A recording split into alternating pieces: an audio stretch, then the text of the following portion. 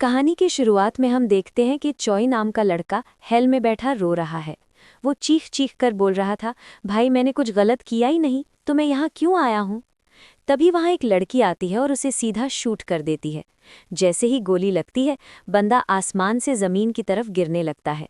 लेकिन ट्विस्ट ये है कि गिरते गिरते वो जिंदा हो जाता है। अब हमें 7 साल पहले का सीन दिखाया जाता है, जहां चॉय अपनी गर्लफ्रेंड जीसू से बात कर रहा है और इंटरव्यू देने जा रहा है। पर रास्ते में एक बंदा उसके बिल्कुल सामने सुसाइड कर लेता है। चॉय उसे बचाने की कोशिश करता है, पर वो वहीं दम तोड़ देता है, जिस वजह से चॉय फुल नर्वस हो जाता है। फिर जब वो इंटरव्यू के लिए पहुंचता है तो उसका दिमाग वहीं फंसा होता है और वो किसी भी सवाल का ढंग से जवाब नहीं दे पाता। इसी चक्कर में उसे जॉब नहीं मिलती। ग्रेजुएशन के बाद भी चॉय बेरोजगार रहता है, तो स्टडी लोन चुकाने के लिए वो अलग अलग काम करना शुरू कर देता है। अपने खर्चे पूरे करने के लिए वो कभी वेटर बन जाता है, कभी ड्राइवर, तो कभी डिलीवरी बॉय का काम करता है। साथ ही साथ वो एक अच्छी जॉब की तलाश भी जारी रखता है। ऐसे ही 2 साल गुजर जाते हैं और फिर एक दिन उसे फाइनली एक कंपनी से जॉब का कॉल आता है। चॉय फुल तैयारी करके इंटरव्यू के लिए निकलता है। इस बार इंटरव्यू एक बहुत बड़ी कंपनी में था और उसका इंटरव्यू ज़बरदस्त जाता है। लेकिन जैसे ही वो बाहर आता है, उसके दोस्त यी का फ़ोन आता है कि भाई जिस स्कीम में तूने हान के थ्रू पैसे लगाए थे वो फ्रॉड निकला। वो हमारा पैसा लेकर स्कैम करके भाग गया है। ये सुनते ही चॉय भागता हुआ हान के घर पहुंचता है, पर वहां बाहर ताला लगा हुआ था। चॉय का दिमाग खराब हो जाता है क्योंकि उसने अपनी 7 साल की सेविंग उस स्कीम में लगा दी थी। फिर जब वो अपने घर की तरफ जा रहा होता है तो रास्ते में देखता है कि उसकी गर्लफ्रेंड जीसू किसी और की कार से उतर रही है। कार के जाने के बाद चॉय जीसू के पास जाता है, पर वो कुछ बोलता नहीं और वापस जाने लगता है। लेकिन जीसू उसे रोकती है और पैसों से भरा एक एनवेलप देती है, क्योंकि उसे पता था कि इंटरव्यू की वजह से चॉय कोई पार्ट टाइम जॉब नहीं कर रहा, इसलिए उसे पैसों की ज़रूरत होगी। जीसू अक्सर अपने बॉयफ्रेंड की ऐसे ही मदद किया करती थी, पर चॉय पैसे वापस कर देता है और पूछता है कि क्या वो तेरा नया बॉयफ्रेंड था। जीसू कहती है नहीं, वो मेरा बॉयफ्रेंड नहीं था। इस पर चॉय बोलता है, तू कब तक मेरी वजह से ऐसे जिएगी? मैं तेरे लायक नहीं हूँ जीसू, तू मुझसे बेहतर डिजर्व करती है। रोते हुए चॉय उससे गुड बाय बोलता है और वहां से चला जाता है। फिर जब वो घर पहुंचता है तो देखता है कि घर का सारा सामान बाहर खुले में पड़ा है और बारिश भी हो रही थी। दरवाजे पर एक नोट चिपका था जिस पे लिखा था कि तुमने काफ़ी महीनों से रेंट नहीं दिया, इसलिए मैंने ये घर किसी और को रेंट पर दे दिया है। अब अपना सामान उठाओ और निकलो यहाँ से। पर बारिश की वजह से चॉय का सारा सामान भीग रहा था। ऐसे ही सुबह हो जाती है। सुबह उसे उसी कंपनी से मैसेज आता है जहां कल वो इंटरव्यू देने गया था, पर वहां भी वो फेल हो गया। इसके बाद चॉय फूट फूट कर रोता है। उसके पैसे डूब गए, जॉब मिली नहीं और गर्लफ्रेंड ने भी धोखा दे दिया। अब उसके पास खोने के लिए कुछ बचा ही नहीं था। खुद को लूजर समझकर वो एक ऊंची बिल्डिंग के टॉप पर जाता है और वहां से जंप लगा देता है। लेकिन जैसे ही वो आंखें खोलता है, वो खुद को एक प्राइवेट जेट में पाता है। उसका चेहरा भी बदल चुका था और सामने डेथ नाम की एक लड़की बैठी थी। डेथ उससे बताती है कि तुम मर चुके हो। चॉय पूछता है तुम कौन हो, जिस पर वो अपना चश्मा उतारती है।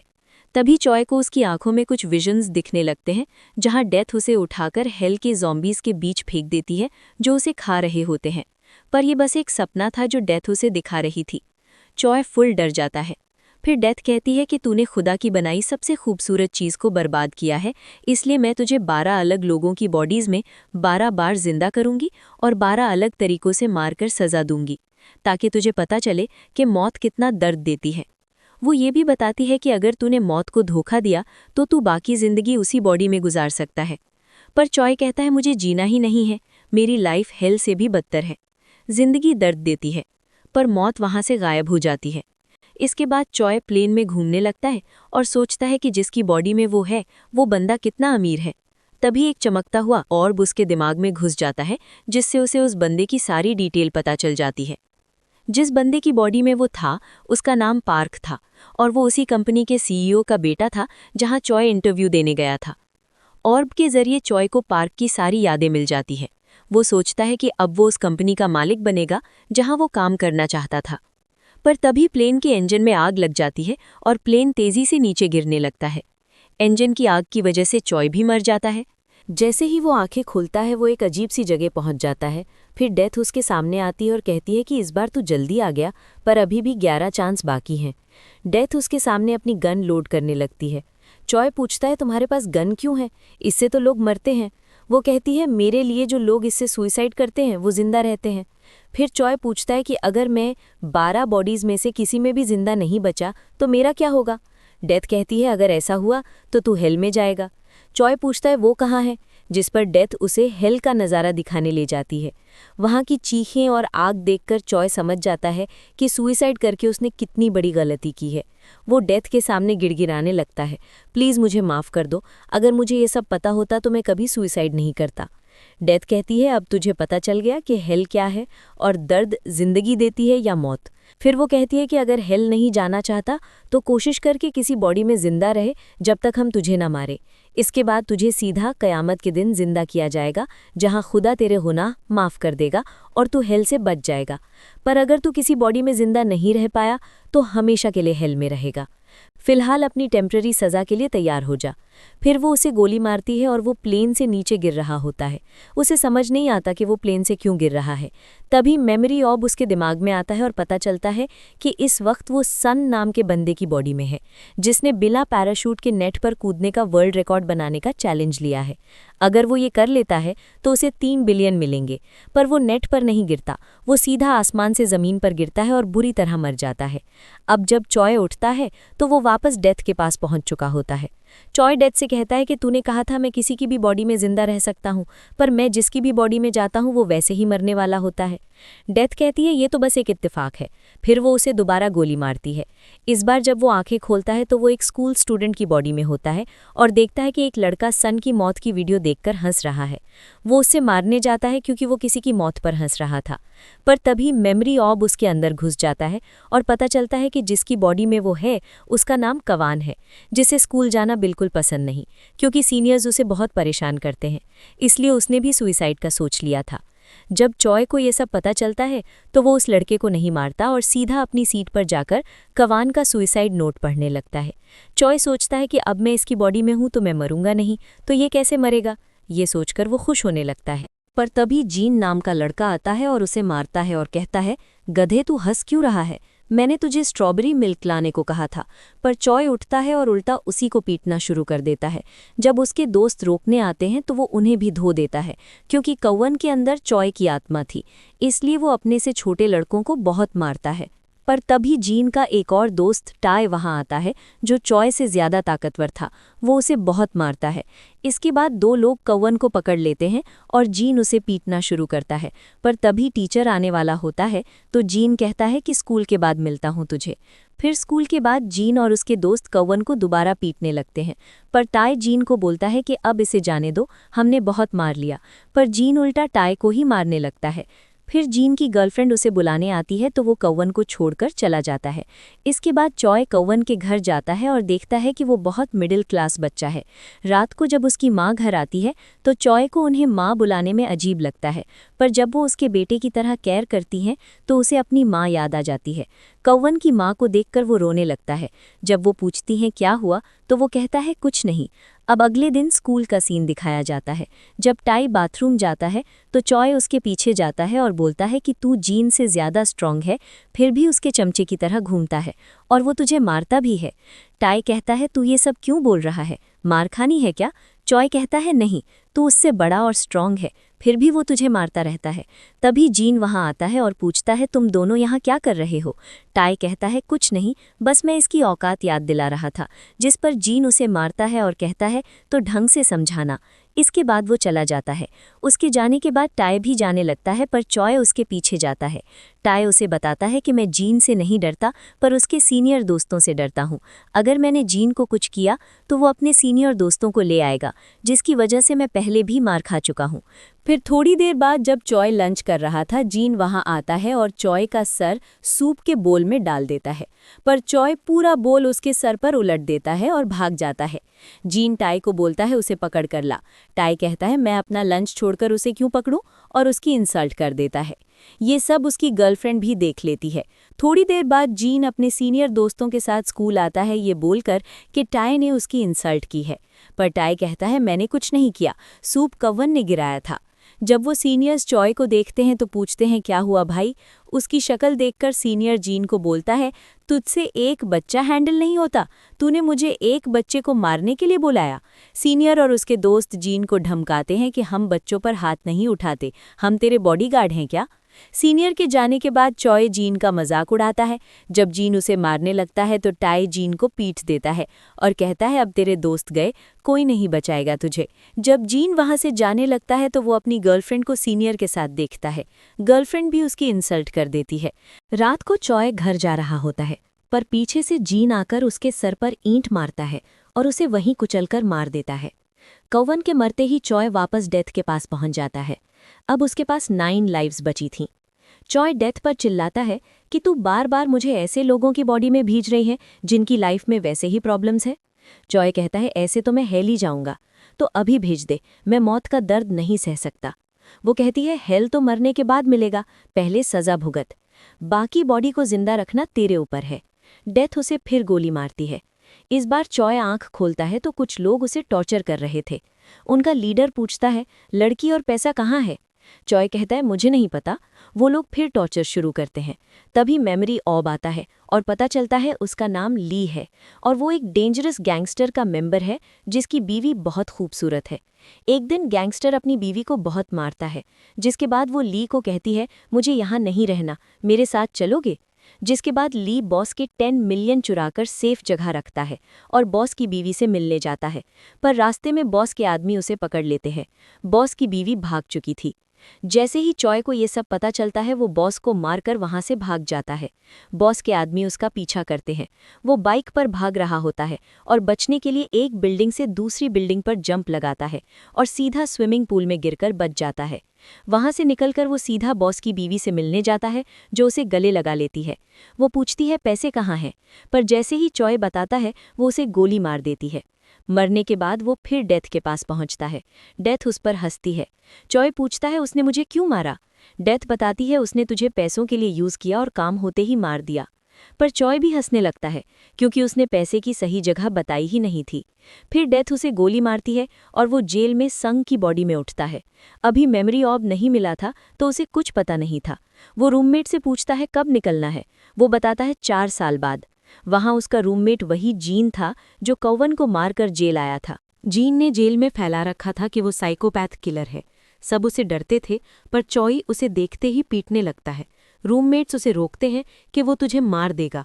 तभी मेमोरी ऑब मिलता है और पता चलता है कि सैंग एक अमीर आदमी के बदले जेल आया है जिसने कार से लड़की को मार दिया था, जिसकी वजह से वो लड़की बेचारी अपनी जान से हाथ धो बैठी थी। संग को अपनी जगह जेल भेजकर उस अमीर आदमी ने संग की मां को बहुत सारा पैसा दिया था, लेकिन संग उस बंदे को ब्लैकमेल कर रहा था कि मुझे 1 बिलियन और दो, वरना मैं पुलिस को बता दूंगा कि असली मुजरिम तुम हो और तुमने मुझे पैसे दिए हैं। प्रेजेंट टाइम में वापस आते हैं। चॉय उस जीन को मार रहा था, लेकिन तभी वहां गार्ड्स आ गए और उसे अपनी जगह पर जाकर बैठने को बोला। थोड़ी देर बाद जीन ड्रामा शुरू करता है। कहता है मुझे प्यास लगी है, मुझे इंसानी खून चाहिए, बताओ तुम में से किसे मारूं। चॉय हंसने लगता है और बाकी कैदी दोस्तों को वार्निंग देता है कि अगर किसी ने मुझे रोकने की कोशिश की तो मुझसे बुरा कोई नहीं होगा। इसके बाद वो जीन को पकड़कर बहुत मारता है और सबको सच बताता है कि ये कोई साइकोपैथिक किलर नहीं है, ये लूजर तो एक छोटे बच्चे को मारकर यहाँ आया है। अपने मुंह से अपनी असलियत सुनकर जीन की हवा निकल जाती है। वो हाथ जोड़कर माफी मांगने लगता है और पूछता है तुम्हें ये सब कैसे पता। जीन ने सबके सामने साइको बनकर नाक में दम कर रखा था, इसलिए अब सारे कैदी मिलकर उसकी अच्छी धुलाई करते हैं। फिर रात को जब चॉय सो रहा होता है, जीन उसे मारने के लिए चाकू तेज कर रहा होता है, लेकिन चॉय उसे पकड़ लेता है और फिर से उसकी पिटाई शुरू कर देता है।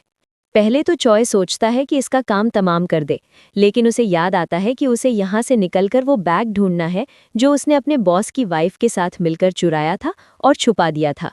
तो वो उसे वो सारी बातें बताने लगता है जो उसने कावान के साथ की थी।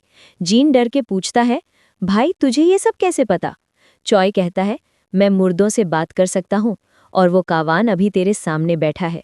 ये सुनकर जीन की फट जाती है। जीन इतना डर जाता है कि उसकी पैंट गीली हो जाती है और इसके बाद उसे हर जगह वही दिखने लगता है, जिसकी वजह से वो बंदा पूरा पागल हो जाता है। इस तरह सैंग के 4 साल जेल में गुजर जाते हैं।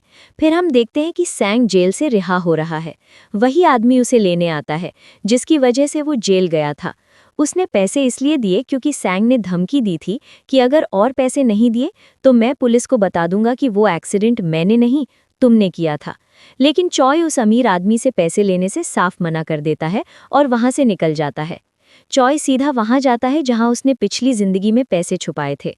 वो वहां से सारे पैसे निकालता है और सैंग के घर जाता है। उन पैसों में डायमंड्स भी होते हैं। तभी उसे सैंग की मॉम का कॉल आता है। वो उसे मिलने बुला रही थी क्योंकि उनका बेटा भी जेल से छूटा था। सैंग की मॉम की आवाज़ सुनकर चॉय को अपनी असली माँ याद आ जाती है। वो उन्हें याद करके बहुत रोता है।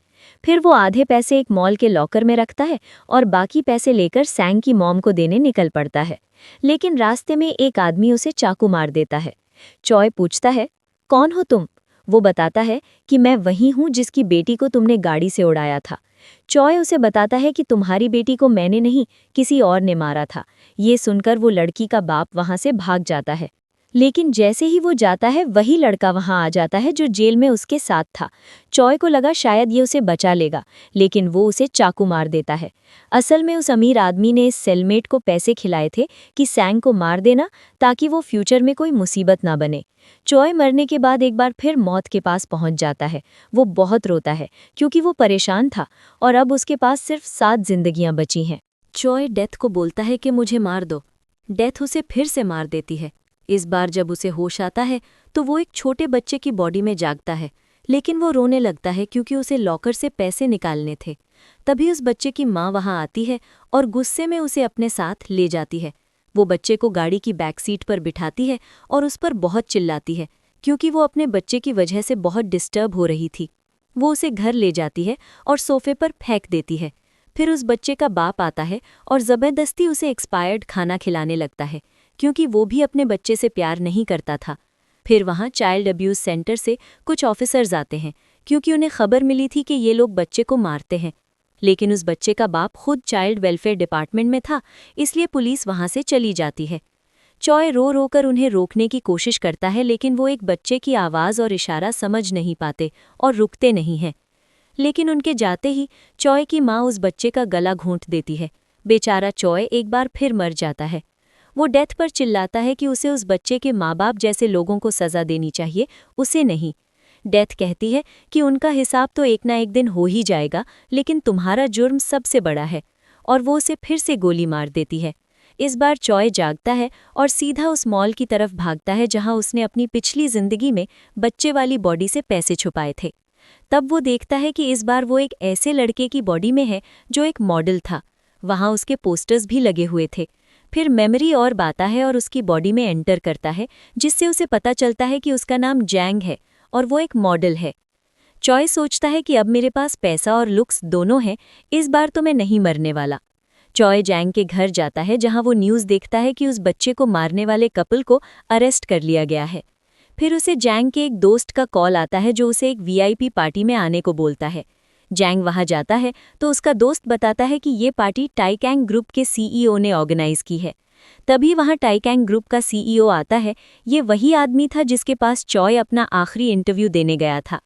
अगले दिन जैंग का बड़ा भाई चॉय को उठाने आता है और बोलता है, जल्दी करो, तुमने कहा था कि आज तुम कैफे में मेरी मदद करोगे। जिसके बाद चॉय उसके साथ कैफे जाता है और वहां वेटर का काम करने लगता है। लेकिन तभी वो वहां अपनी गर्लफ्रेंड जीसू को देखता है जो रोज उस कैफे में कॉफी पीने आती थी। चॉय काम करते हुए बस उसे ही देख रहा था। तब उसका भाई बताता है कि ये एक बहुत फेमस नॉवेलिस्ट यानी राइटर है। इसके बाद चॉय यूट्यूब पर उसकी सक्सेस के बारे में सर्च करता है, जहां वो इंटरव्यूअर को बताती है कि उसकी कामयाबी के पीछे उसके बॉयफ्रेंड चॉय का हाथ है। लेकिन उसने चॉय को अभी तक नहीं बताया था कि उसका नॉवेल सक्सेसफुल हो गया है। ये इंटरव्यू ठीक उसी दिन का था जिस दिन चॉय ने सुसाइड किया था। इसके बाद चॉय लाइब्रेरी जाता है और उसकी लिखी हुई वो फेमस किताब पढ़ने लगता है, जिसमें चॉय और जीसू की जिंदगी से जुड़ी बहुत सारी बातें लिखी हुई थीं। तब उसे रियलाइज़ होता है कि उस दिन जीसू जो एनवेलप उसे दे रही थी, उसमें असल में उसके नॉवेल्स की प्राइज मनी थी। फिर वही लड़का जिसकी गाड़ी से वो उस दिन उतरी थी, वो जीसू से मिलने चॉय के कैफ़े आता है। असल में वो लड़का जीसू का भाई था, लेकिन चॉय ने उस वक्त उसे एक्सप्लेन करने का मौका ही नहीं दिया था। फिर अगले दिन जब जीसू कॉफ़ी पीने आती है तो चॉय उसके पास जाता है और बोलता है कि तुम बहुत अच्छा लिखती हो। वो पूछता है, क्या तुम मेरी कहानी सुनना पसंद करोगी? जीसू बोलती है, हाँ क्यों नहीं, सुनाओ क्या कहानी है तुम्हारी। उसके बाद चॉय अपने सुसाइड के बाद वाली कहानी सुनाना शुरू करता है, जिसमें वो बताता है कि कैसे सुसाइड के बाद डेथ उसे बार बार जिंदा करके मार रही है। जीसू को लगता है कि ये बस कोई बनाई हुई कहानी है, इसलिए वो इग्नोर कर देती है और कहती है कि बाकी की स्टोरी कल सुनाना। वहाँ से निकलकर जीसू चॉय की फ़ोटो के पास जाती है और उसे देखकर बहुत रोती है। वो कहती है कि तुम्हारे जाने के बाद मैं खाती हूँ, पीती हूँ, सोती हूँ, लेकिन मैं ज़रा भी खुश नहीं हूँ। मैं तुम्हें बहुत मिस करती हूँ। चॉय भी दूर खड़ा होकर उसे देख रहा था। जब वो चली गई तो चॉय अपनी फ़ोटो के पास गया। वहाँ उसकी माँ भी थी जो चॉय की फ़ोटो साफ कर रही थी। इसके बाद चॉय की मॉम बाथरूम जाती हैं और चॉय का नाम ले लेकर फूट फूट कर रोती हैं। ये सब देखकर चॉय भी बहुत रोता है और उसे रिग्रेट होता है कि उसने ऐसा क्यों किया। मरने के बाद उसे सुकून तो नहीं मिला, लेकिन उसकी मौत के बाद उसकी माँ और जीसू की जिंदगी जहन्नम बन गई थी। फिर अगले दिन चॉय चुपके से पैसों से भरा बैग ले जाकर अपनी माँ के घर रख देता है। फिर जब वो कैफ़े जाता है तो जीसू से कहता है कि बाकी की कहानी मैं तुम्हें बाहर चलते हुए सुनाऊंगा। सड़क पर चलते हुए चॉय जीसू को वो सारे स्पेशल मोमेंट्स बताने लगता है जो उन दोनों के अलावा किसी को नहीं पता थे। ये सब सुनकर जीसू रोने लगती है और पूछती है, तुम्हें ये सब कैसे पता? जिस पर चॉय सच बता देता है कि मैं ही चॉय हूँ। सुसाइड करने के बाद मुझे बार बार जिंदा किया जा रहा है और मारा जा रहा है। जीसू को कुछ समझ नहीं आता और चॉय उसे आई लव यू बोलने ही वाला था कि तभी एक गाड़ी आती है और दोनों को उड़ा देती है। फिर हम देखते हैं कि चॉय मर चुका है और दोबारा डेथ के पास पहुंच गया है। चॉय बहुत रोता है क्योंकि ताइकांग ग्रुप के सीईओ पार्क ने अपनी कार से कुचलकर उसे और उसकी गर्लफ्रेंड को मार दिया था। चॉय डिसाइड करता है कि वो पार्क को जान से मार देगा, लेकिन उससे पहले वो डेथ की गन उठाता है और उसे गोली मार देता है, पर उसे कुछ नहीं होता क्योंकि मौत को मारा नहीं जा सकता। फिर डेथ जीसू का रूप ले लेती है। उसे देखकर चॉय रोने लगता है, लेकिन वो जानता था कि ये डेथ है, इसलिए वो उसे कहता है कि अपने असली रूप में आओ। डेथ कहती है कि ये मेरे रूल्स के खिलाफ है कि तुम किसी को मारो, तुम किसी की जान नहीं ले सकते। इसके बाद डेथ अपनी गन पॉइंट करती है और चॉय को गोली मार देती है। इस बार जब चॉय की आंख खुलती है तो उसके हाथ पर खून लगा हुआ था।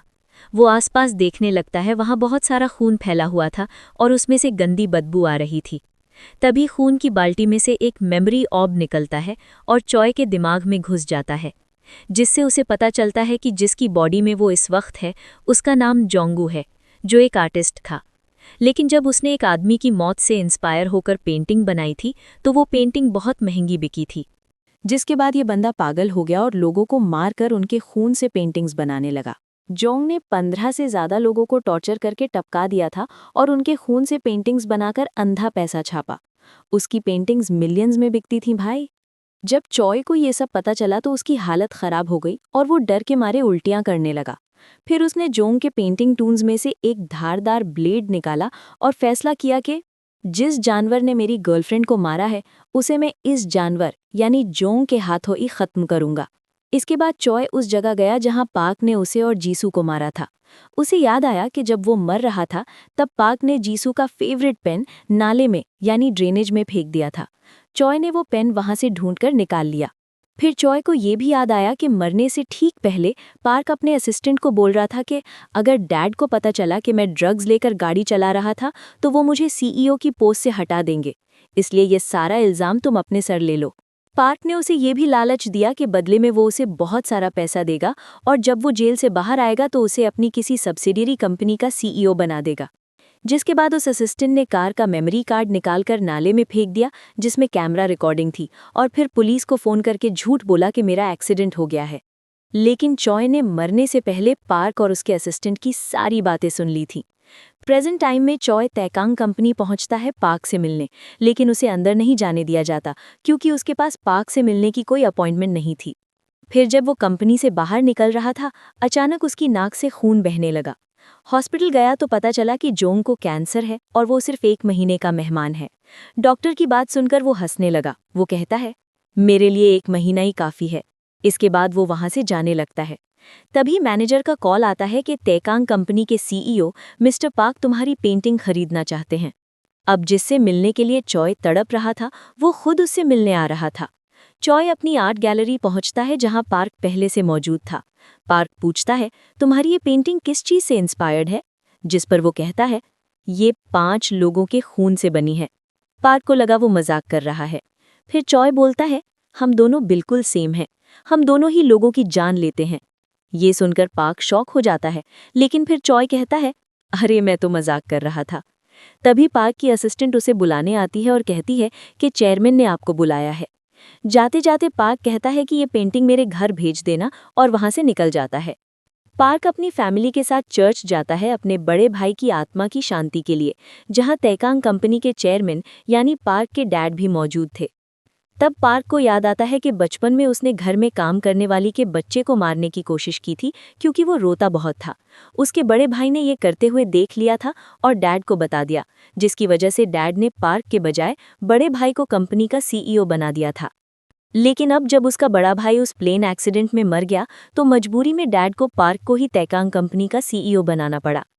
चर्च से निकलते ही पार्क ड्रग्स लेता है और फुल स्पीड में गाड़ी भगाता है। 2 पुलिस वाले उसका पीछे करते हैं। जब वो गाड़ी रोकता है तो डिटेक्टिव वू नाम का ऑफिसर उसे ड्रग टेस्ट मशीन में ब्लो करने को बोलता है और आईडी मांगता है। वो उसे ओवर स्पीडिंग का टिकट देता है। फिर डिटेक्टिव वू को शक होता है कि पार्क ने ड्रग्स लिए हैं, तो वो उसे गाड़ी से बाहर खींचता है। पार्क को गुस्सा आ जाता है। वो सीधा कमिश्नर को कॉल लगाता है और कहता है, तुम्हारा एक ऑफिसर वू मेरे साथ बदतमीजी कर रहा है, जरा बताओ इसे मैं कौन हूँ। फिर पार्क फोन वू को पकड़ा देता है। कमिश्नर फोन पर वू को गंदी गालियां देता है और धमकी देता है कि अगर तुमने माफी नहीं मांगी और इसने तुम्हें माफ नहीं किया तो मैं तुम्हें जॉब से निकाल दूंगा। वो बेचारा पार्क से माफी मांगने लगता है, लेकिन इसके बावजूद पार्क उसे बुरी तरह पीटने लगता है। जो दूसरा ऑफिसर साथ आया था वो पार्क को रोकना चाहता था, लेकिन पार्क ने उसे धमकाकर दूर रहने को कहा। वो बस वहीं तमाशा देखता रहा। इसके बाद पार्क उस बिछड़े ऑफिसर के पास जाता है और कहता है, मुझे तुम जैसे समझदार कुत्ते पसंद है। फिर वो अपनी कार लेकर निकल जाता है, लेकिन वहां उसके घर के बाहर जोंग यानी चॉय खड़ा था। पार्क पूछता है, तुम यहाँ क्या कर रहे हो? जिस पर जोंग पार्क की फरारी पर अपने जूते साफ करते हुए कहता है, मैं पेंटिंग देने आया था। पार्क को ये देखकर बहुत गुस्सा आता है। वो जोंग को जोर से पंच मारता है और वहां से जाने लगता है, लेकिन जॉय पीछे से पार्क पर थूक देता है। गुस्से में पार्क अपनी कार से गन निकालता है और फायरिंग शुरू कर देता है। जॉय भागने की कोशिश करता है और पार्क उसे गोली मार देता है, लेकिन जॉय मरा नहीं था। वो उठ खड़ा होता है और पार्क से गन छीन लेता है।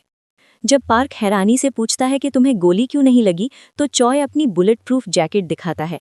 इसके बाद जॉय पार्क को किडनैप करके जोंग की उस लैब में ले जाता है जहां वो लोगों को टॉर्चर करके उनके खून से पेंटिंग्स बनाता था।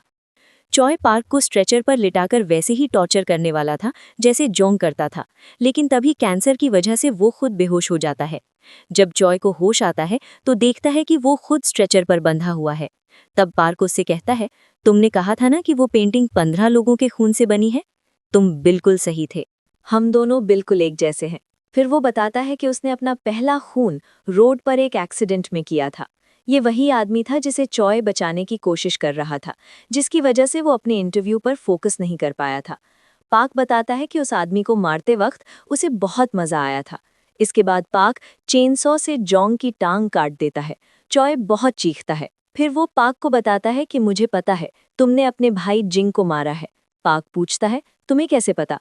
तब जॉय कहता है, क्योंकि अपनी एक पिछली जिंदगी में मैं तुम्हारा भाई था। ये सुनकर पार्क हंसने लगता है और फिर वो जोंग के टुकड़े टुकड़े कर देता है, जिसके बाद चॉय एक बार फिर मर जाता है और डेथ के पास पहुंचता है। अब चॉय के पास सिर्फ 4 जिंदगियां बची थीं। डेथ कहती है, तुमने जलने का मजा चख लिया, गिरने का मजा चख लिया, चाकू का मजा चख लिया और कुचले जाने का भी। अब बताओ, क्या जिंदगी अभी भी तुम्हें मौत से ज्यादा तकलीफ देती है? चॉय हंसने लगता है, जिससे डेथ समझ जाती है कि वो जानबूझकर पार्क के हाथों मारा है।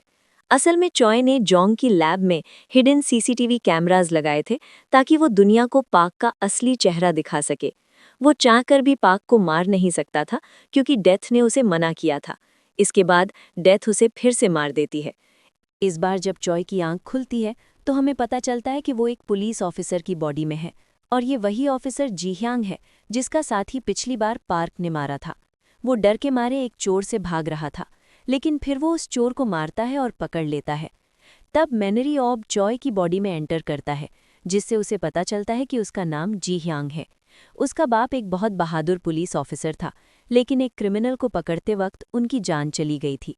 जब जी ह्यांग बड़ा हुआ तो वो भी अपने डैड की तरह पुलिस ऑफिसर बनना चाहता था, लेकिन उसकी माँ अपने बेटे को पति की तरह खोना नहीं चाहती थी, इसलिए वो बेटे के पुलिस ऑफिसर बनने से बहुत परेशान और दुखी थी। जिसके बाद जी ह्यांग ने अपनी माँ से वादा किया कि वो किसी खतरनाक काम में नहीं पड़ेगा और हर हाल में अपनी जान बचाएगा। जिसके बाद सब उसे डरपोक समझने लगे। फिर एक दिन उसकी माँ की मौत हो गई, लेकिन उसके अंदर का डर खत्म नहीं हुआ। तब चॉय की नज़र किम पर पड़ती है, जो उसके साथ जेल में था और पिछली जिंदगी में उसी ने चॉय को मारा था। चॉय किम को कहता है कि छोड़ दो इसे। किम धमकी देता है कि तुम यहाँ से चले जाओ, वरना मैं तुम्हें मार दूंगा। चॉय कहता है तुम पहले भी ये कर चुके हो।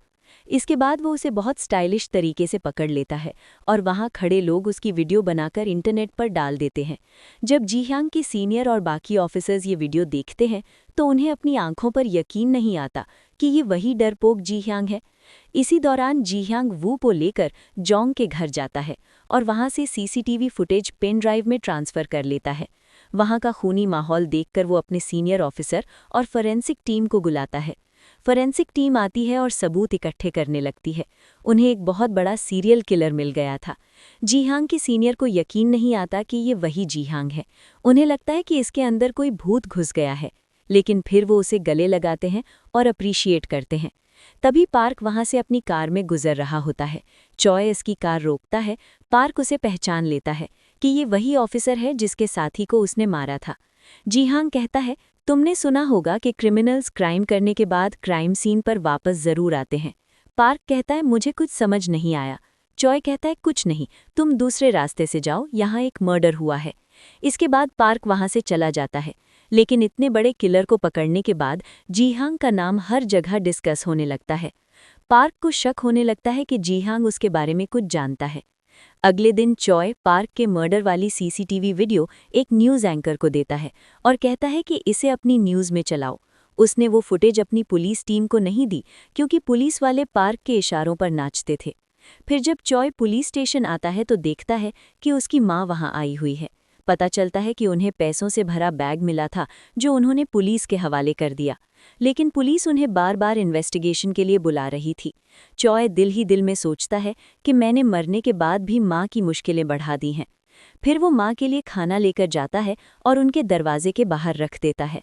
लेकिन जब वो वहाँ से जा रहा था, पार्क के एक आदमी ने उसे चाकू मार दिया, क्योंकि उस न्यूज़ एंकर ने पार्क को सब बता दिया था। लेकिन चॉय उस आदमी को पकड़ लेता है। चाकू उसके हाथ पर लगा था। जब पार्क को ये पता चलता है तो वो पुलिस स्टेशन आता है जी ह्यांग से मिलने और कहता है कि वो सीसीटीवी फुटेज डिलीट कर दो, बदले में जो मांगोगे वो दूंगा। लेकिन जी ह्यांग साफ मना कर देता है। पार्क पूछता है तो फिर तुम्हें मुझसे क्या चाहिए, जिस पर चॉय कहता है तुम्हारी जान। इसके बाद वो वहां से चला जाता है, लेकिन पार्क खुद पुलिस स्टेशन के बाहर जाकर एक प्रेस कॉन्फ्रेंस बुलाता है और कहता है कि मैंने ऐसे आदमी का मर्डर किया है जिसने 15 लोगों को मारा था। पार्क ने झूठ बोला कि वो मुझे किडनैप करके मारना चाहता था, लेकिन उससे पहले मैंने ही उसे मार दिया। इसके बाद सब लोग पार्क को हीरो समझने लगे, जिसने बहादुरी से एक सीरियल किलर का खात्मा किया। ये खबर सुनकर चॉय बहुत परेशान हो गया, क्योंकि पार्क ने अपनी मुसीबत को मौके में बदल लिया था। पुलिस भी उसका कुछ नहीं बिगाड़ पाई और वो आसानी से छूट गया। इसके बाद पार्क अपने प्राइवेट जेट में एक बिजनेस मीटिंग के लिए निकलता है, लेकिन तभी उसके प्लेन के इंजन में आग लग जाती है। जब वो केबिन में जाकर देखता है तो वहाँ पायलट ही नहीं था। वो प्लेन में अकेला रह गया था। वो पैराशूट ढूंढने लगता है, पर उसे कोई पैराशूट नहीं मिलता। तभी प्लेन में धमाका होता है और वो नीचे गिरने लगता है। लेकिन किस्मत से ब्लास्ट के बाद पार्क के हाथ में एक पैराशूट आ जाता है। जैसे ही वो जमीन पर लैंड करता है, धड़ाम, एक गाड़ी उसे उड़ा देती है। गाड़ी से कौन निकला? चॉय। असल में प्लेन के इंजन में बॉम्ब चॉय ने लगवाया था और पायलट को कुदवाने का प्लान भी उसी का था। इसके बाद चॉय पार्क का गला घोंटने लगता है। उसे मारते वक्त वो जीसू को याद कर रहा था, लेकिन तभी डेथ आसमान से नीचे आती है और चॉय को रोक देती है। चॉय उसे छोड़कर जाने लगता है। पार्क उठकर चॉय पर हमला करने ही वाला था कि अचानक उसका पैराशूट खुल जाता है और हवा के झोंके से वो रोड पर आ जाता है, जहां एक ट्रक उसे कुचल देता है। खेल खत्म पार्क का। अगले दिन जीह्यांग यानी चॉय अभी भी जिंदा था और एक ईमानदार पुलिस ऑफिसर की तरह काम कर रहा था, लेकिन एक क्रिमिनल को पकड़ते वक्त उस क्रिमिनल ने वू और चॉय दोनों पर गोली चला दी। चॉय सोचता है कि पिछली बार मैंने वू को पार्क के हाथों पिटने के लिए छोड़ दिया था और वो एक फैमिली मैन है, इसलिए इस बार मैं उसे कुछ नहीं होने दूंगा। चॉय वू को बचाने के लिए उस क्रिमिनल को पकड़ लेता है, लेकिन इस दौरान उसे बहुत सारी गोलियां लग जाती हैं। किसी तरह वो क्रिमिनल के साथ बिल्डिंग से नीचे गिर जाता है। बिल्डिंग से गिरने के बाद चॉय फिर से मर जाता है और डेथ के पास पहुंचता है। अब उसके पास सिर्फ 3 जिंदगियां बची थीं, लेकिन इस बार चॉय मरने के बाद खुश था क्योंकि वो शहीद हुआ था। डेथ उसे फिर से गोली मारती है। इस बार वो एक भिखारी की बॉडी में जागता है। टीवी पर जीह्यांग की शहादत की खबर देखकर वो खुश होता है। लोग उसकी मौत पर दुखी थे। लेकिन फिर हम देखते हैं पार्क को, जो एक्सीडेंट में बच गया था पर उसके दोनों पैर कट चुके थे। वो जीह्यांग की मौत की खबर सुनकर बहुत खुश हो रहा था। चॉय भिखारी जीह्यांग के फ्यूनरल पर जा रहा था, तभी उसे एक और मेमोरी और बाता हुआ दिखा। इस बार वो बचना चाहता था, सोचा शायद इस बार ना मरूं, लेकिन वो सीढ़ियां से गिर जाता है और मर जाता है। आंख खुलती है तो फिर डेथ के पास। अब सिर्फ 2 जिंदगियां बची थीं। डेथ ने फिर गोली मारी। इस बार चॉय एक अधेड़ उम्र आदमी की बॉडी में था। वो कहीं जा रहा था। मेमोरी ऑब से पता चला कि ये एक एम्प्लॉई है जिसकी बीवी और बच्चा भी है, पर जॉब चली गई है, इसलिए वो कार के आगे आकर सुसाइड कर लेता है। कहानी में ट्विस्ट आता है। ये जिंदगी फ्यूचर की नहीं बल्कि पास्ट की थी। ये वही आदमी था जो 7 साल पहले पार्क की कार के आगे मरा था और चॉय ने उसे बचाने की कोशिश की थी। चॉय फिर मर गया और डेथ के पास पहुंचा। अब सिर्फ एक जिंदगी बची थी। चॉय कहता है जल्दी करो। डेथ गोली मारती है, लेकिन इस बार जब चॉय की आंख खुलती है तो वो शॉक्ड रह जाता है, क्योंकि इस बार वो अपनी माँ की बॉडी में जिंदा था। मतलब अगला नंबर चॉय की माँ का था। चॉय बहुत परेशान हो जाता है और डेथ को गालियां देने लगता है। फिर मेमोरी ऑब एंटर करता है और उसे अपनी माँ की यादें मिलती हैं। उसे पता चलता है कि डैड की मौत के बाद कैसे माँ ने दिन रात काम करके उसे पाला, और जब चॉय ने सुसाइड किया तो माँ पर क्या गुजरी। अब चॉय उस दर्द को महसूस कर सकता था। वो बहुत रोता है और उसे अपनी मौत पर इतना दुख होता है कि वो शर्मिंदा हो जाता है। वो कहता है अपनों की मौत का दुख अपनी मौत से ज्यादा होता है। हम देखते हैं चॉय अपनी माँ के पैरों पर पेन किलर लगा रहा है। फिर उसे माँ की सेविंग्स अकाउंट बुक मिलती है जिसमें वो चॉय के घर के लिए पैसे जमा कर रही थी। इसके बाद चॉय माँ की बॉडी लेकर हाइकिंग पर जाता है। वो माँ को वो जगह दिखाना चाहता था जहाँ डैड हाइकिंग के लिए आते थे। वहाँ का नज़ारा देखकर माँ की बॉडी को बहुत अच्छा लगता है। चॉय अपनी माँ से माफ़ी मांगता है कि वो उन्हें छोड़कर चला गया, हालांकि वो उसे सुन या देख नहीं सकती थी। वापस आते वक्त माँ गिर जाती हैं, लेकिन चॉय अपनी माँ को मरने नहीं देता। वो उन्हें घसीटकर रोड दगलाता है। हालांकि चॉय जब चाहता अपनी माँ की बॉडी छोड़ सकता था, लेकिन उसने हार नहीं मानी। अगले दिन जब आंख खुलती है तो वो हॉस्पिटल में होता है। वो माँ का शुक्रिया अदा करता है कि उन्होंने उसे जिंदा रखा। अब 32 साल बाद का सीन दिखाया जाता है। चॉय अभी भी अपनी माँ की बॉडी में जिंदा था। 32 साल तक वो माँ के अंदर रहकर अपनी कमी महसूस करता रहा और पछताता रहा। फिर एक दिन चॉय की माँ की नेचुरल डेथ हो जाती है। जब चॉय की आंख खुलती है तो वो वापस डेथ के पास पहुंच जाता है। अब चॉय के पास 0 लाइव्स बची थीं। इस बार चॉय ने पहले तो मौत यानी डेथ के साथ थोड़ा फ्लर्ट किया, बोला बेबी मैंने तुम्हें बहुत मिस किया। लेकिन अगले ही पल वो घुटनों पे आ गया और भीख मांगने लगा। क्या मुझे एक आखिरी लाइफ मिल सकती है? मैं अपनी माँ को अपने खुद के चेहरे से आखिरी बार गले लगाना चाहता हूँ। मौत ने कहा तुम जीत गए हो, तुमने नेचुरल डेथ फेस की है, तो अब हिसाब किताब ऊपर वाला करेगा। लेकिन फिर मौत ने एक ट्विस्ट दिया। गन में एक गोली डाली, सिलेंडर घुमाया और कहा मैं तुम्हें एक चांस दे सकती हूँ, ये डेथ गेम है, अगर गोली नहीं चली तो तुम्हें लाइफ मिलेगी। चॉय ने ट्रिगर दबाया और बूम, सीन चेंज। वो सीधा उसी बिल्डिंग की छत पे गिरा जहां से उसने ओरिजिनली सुसाइड किया था। तभी उसका फोन बजा। माँ का कॉल था। मतलब वो वक्त में पीछे आ गया था, अपनी मौत से ठीक पहले। इस वक्त उसकी माँ और गर्लफ्रेंड दोनों जिंदा थे और सब कुछ ठीक हो सकता था। इसी हैप्पी एंडिंग के साथ ये कहानी यहीं खत्म होती है। यार अगर वीडियो अच्छी लगी तो लाइक और सब्सक्राइब जरूर ठोकना ताकि ऐसी और वीडियोस मिलती रहे। Thank you for watching.